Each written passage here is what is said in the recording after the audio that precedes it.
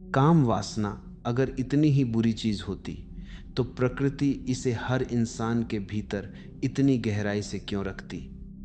जो ऊर्जा तुम्हें जन्म देती है, जो पूरी सृष्टि को आगे बढ़ाती है, वही अचानक पाप कैसे बन गई? या फिर यह पाप नहीं, तुम्हारी समझ की कमी है?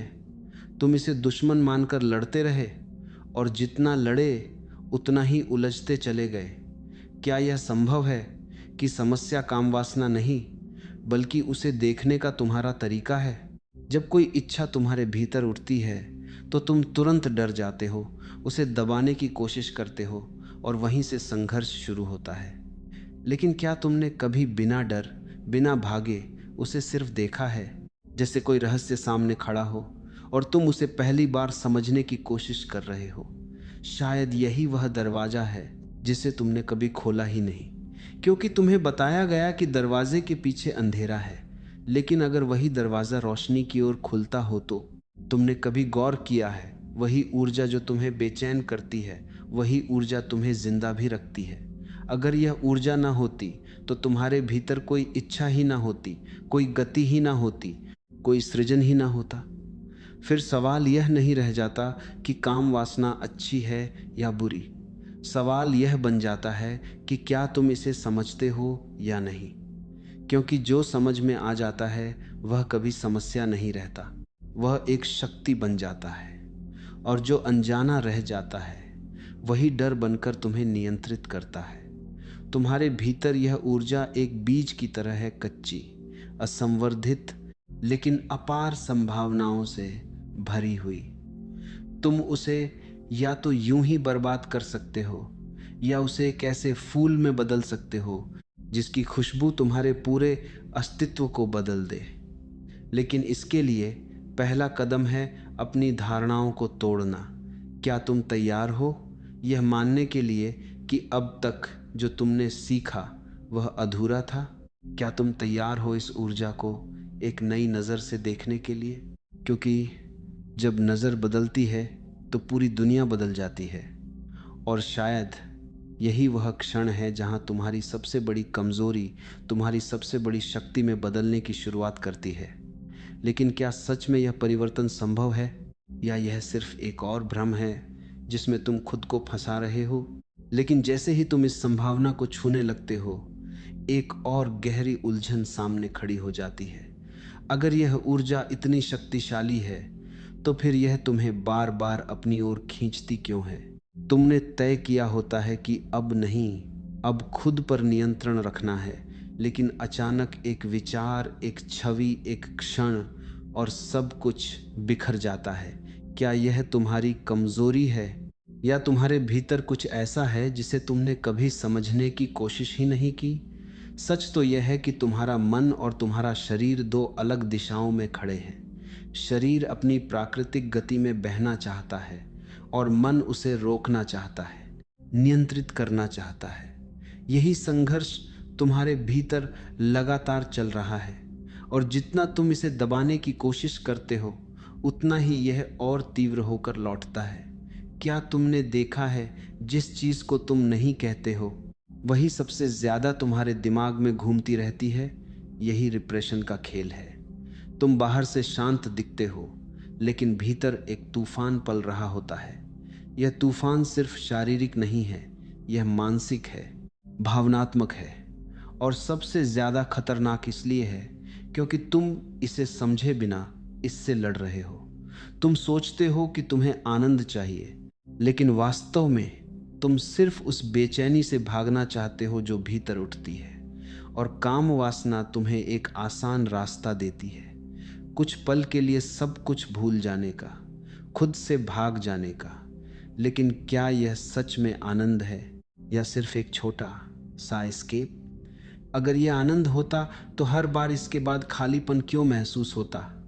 क्यों एक पल की तृप्ति के बाद फिर वही क्रेविंग लौट आती है, और पहले से भी ज्यादा मजबूत होकर? यह एक चक्र है, इच्छा, पूर्ति और फिर और गहरी इच्छा, और तुम इसमें फंसे रहते हो बिना यह जाने कि इसकी जड़ कहाँ है। जड़ शरीर में नहीं है, जड़ तुम्हारे मन की उस बेचैनी में है जो कभी शांत होना नहीं सीखी। जब मन अस्थिर होता है तो वह किसी न किसी सहारे की तलाश करता है और काम वासना उसे सबसे आसान सहारा लगती है। लेकिन क्या तुमने कभी यह समझने की कोशिश की कि यह सहारा असली नहीं है? यह सिर्फ एक भ्रम है जो तुम्हें कुछ क्षणों के लिए भरमाता है और फिर छोड़ देता है उसी खालीपन में जहां से तुम भागना चाहते थे। तो सवाल अब यह नहीं रह जाता कि इस इच्छा को कैसे रोका जाए।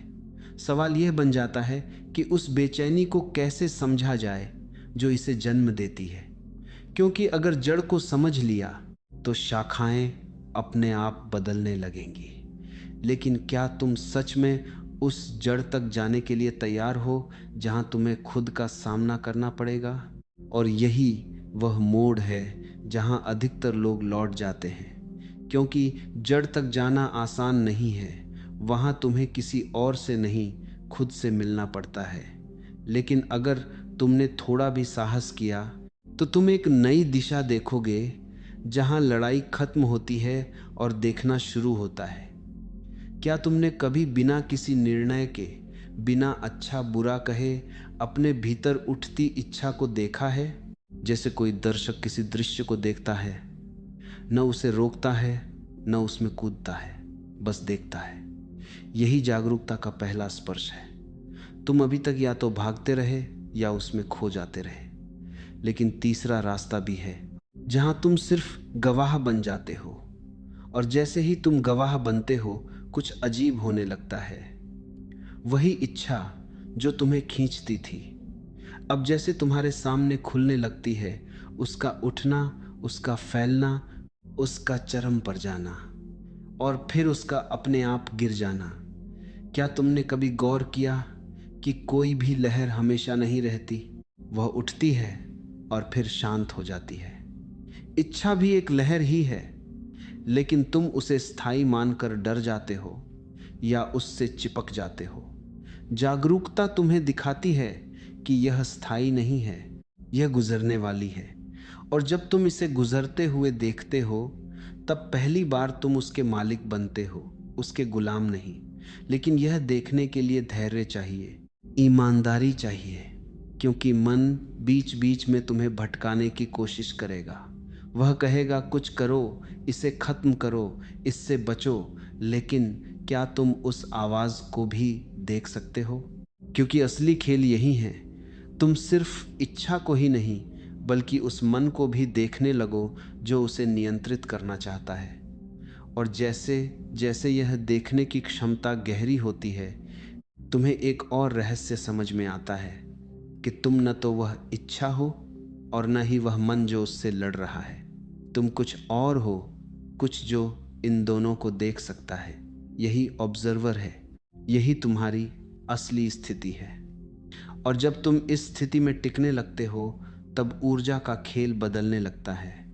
पहले वही ऊर्जा तुम्हें इधर उधर खींचती थी, अब वह तुम्हारे सामने बहने लगती है, जैसे तुम किनारे पर खड़े होकर नदी को बहते हुए देख रहे हो।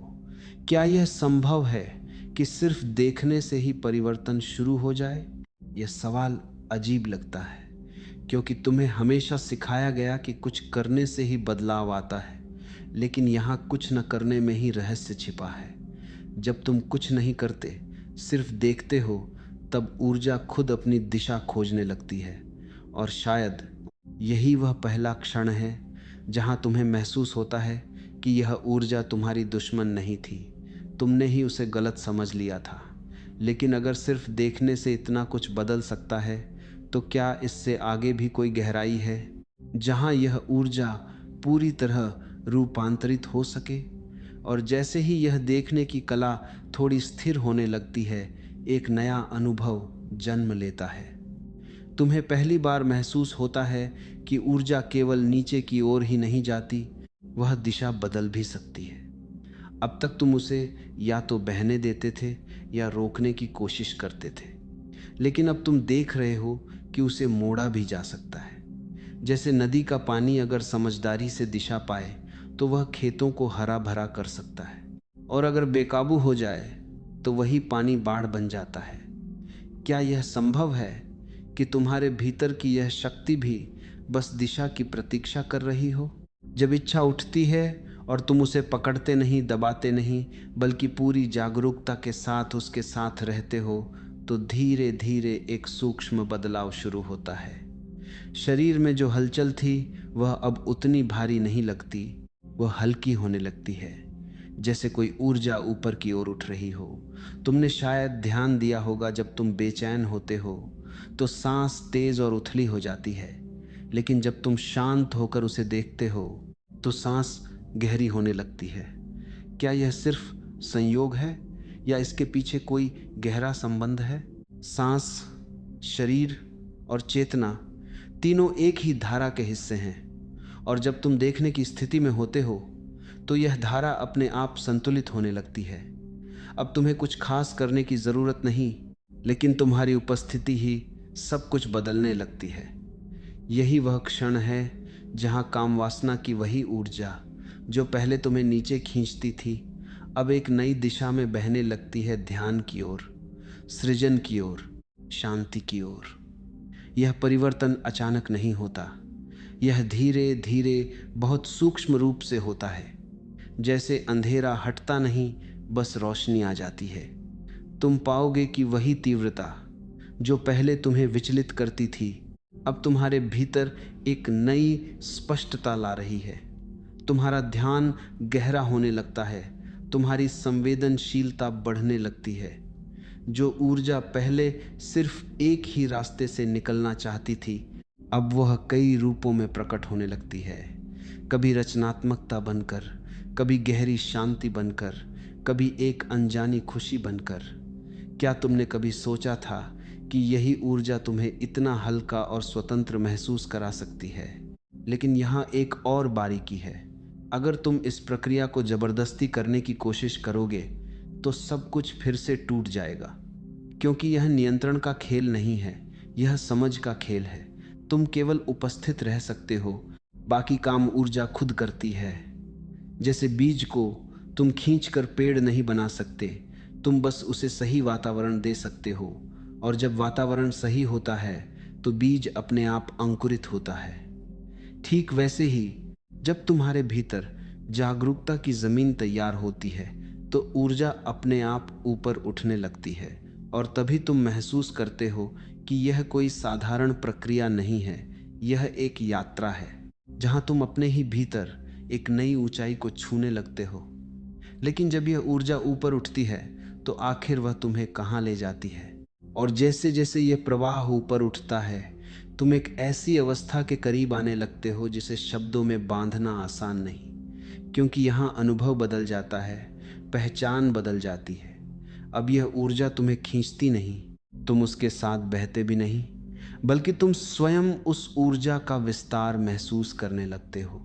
क्या तुमने कभी सोचा था कि वही शक्ति जो पहले तुम्हें बेचैन करती थी, एक दिन तुम्हें इतनी गहरी शांति दे सकती है? यहाँ इच्छा का स्वरूप बदलने लगता है। वह अब किसी वस्तु, किसी व्यक्ति या किसी क्षण पर केंद्रित नहीं रहती, वह फैल जाती है बिना किसी लक्ष्य के। और जैसे ही लक्ष्य गायब होता है, तनाव भी खत्म हो जाता है। यही वह जगह है जहाँ काम वासना का सीमित रूप एक असीम ऊर्जा में बदलने लगता है, जिसे तुम ब्रह्म ऊर्जा कह सकते हो। यह कोई अलग चीज नहीं है, यह उसी का परिपक्व रूप है। जैसे कच्चा फल धीरे धीरे पककर मीठा हो जाता है, वैसे ही यह ऊर्जा भी अपने शुद्ध रूप में प्रकट होने लगती है। अब तुम्हारे भीतर कोई आग्रह नहीं रहता, कोई खिंचाव नहीं रहता, सिर्फ एक सहज उपस्थिति रह जाती है। और इस उपस्थिति में एक अलग तरह का आनंद जन्म लेता है जो किसी कारण पर निर्भर नहीं होता। पहले आनंद बाहर की चीजों से जुड़ा था, अब वह भीतर से उठता है बिना किसी वजह के। क्या यह संभव है कि बिना कुछ पाए, बिना कुछ किए तुम पूर्णता महसूस कर सको? यही वह अनुभव है जहां तुम्हें पहली बार लगता है कि तुम कुछ खोज नहीं रहे, तुम पहले से ही पूर्ण हो। तुम्हारे भीतर एक स्थिरता आ जाती है, जैसे किसी गहरे समुद्र की शांत गहराई। ऊपर लहरें हो सकती हैं, लेकिन नीचे सब कुछ स्थिर है। यही स्थिरता तुम्हारे व्यवहार में भी दिखने लगती है।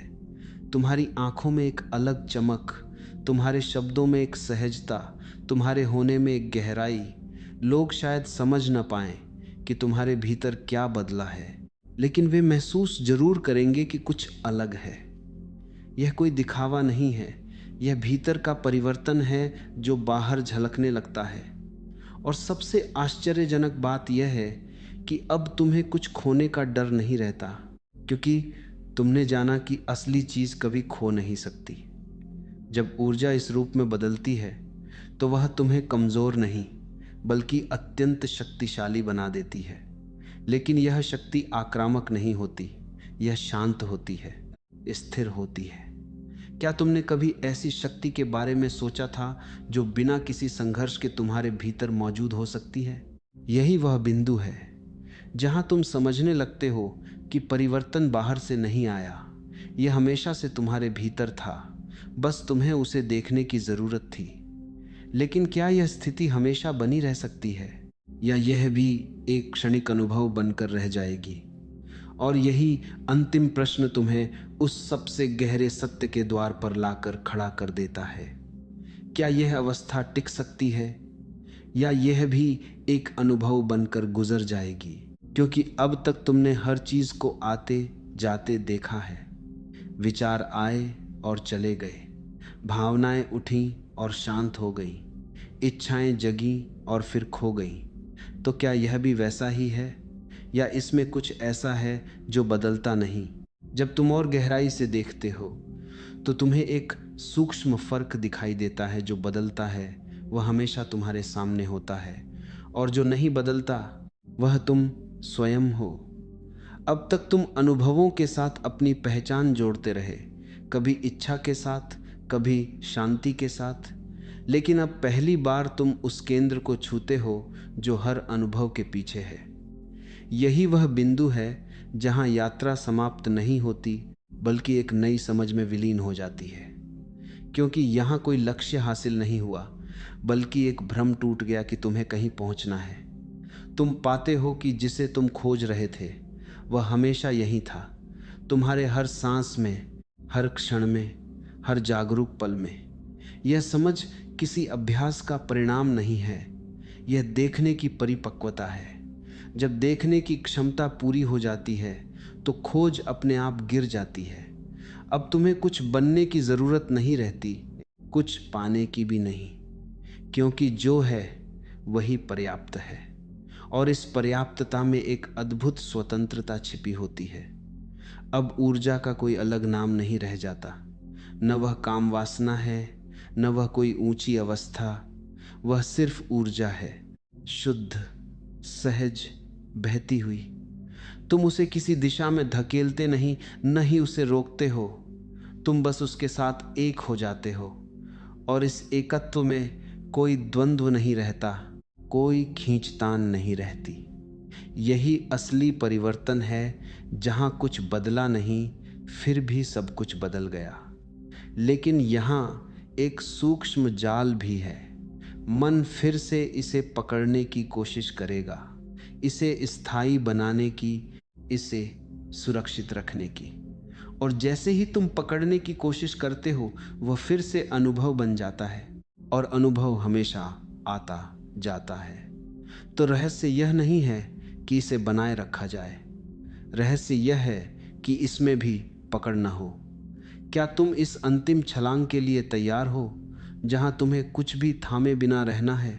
क्योंकि यहीं पर सच्ची स्वतंत्रता जन्म लेती है, जहां तुम किसी भी अवस्था से बंधे नहीं होते, यहां तक कि शांति से भी नहीं।